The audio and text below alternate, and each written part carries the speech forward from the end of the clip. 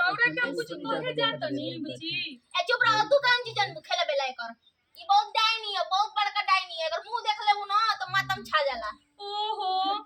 घरे घरे कर मुंह ना देखे अच्छा डाइन रहती तो टिकर बो के लइका भाई हॉस्पिटल में सब ये दौड़ धूप कहले डाइन रहती तो खाना जेती काहे गुड़ी बुची तू घर में ढेर जाने लू हम जानत नहीं मती तहर मार ले ले बिये तू ढेर जानत रहो ढेर हमरा के समझाओ मत हम कहिए से आई दे हाय देखा ना ओए देख मगरमच्छ के आंसू चुएले बिया एकर लाज नहीं बोल बुचिया इतना हमरे के जलील मत कर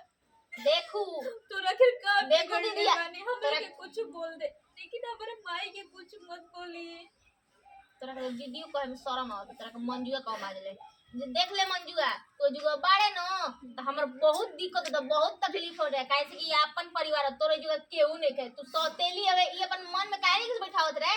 अच्छा ठीक बा सभे जानत है कि सौतेली हड़ी और तारा बार-बार कहला से का हो जाई गुड़ी तू काहे नहीं कुछ समझत बात के ई काहे जुआ होती है के बा एकर बताओ ना के बा नैहर बा गांव घर के लोग बाटे माई देखी त का हो केहू ने के ई काजे कौन करम कमाई कले बिया न कि सब चीज खा चबा गइल बिया दीदी रोज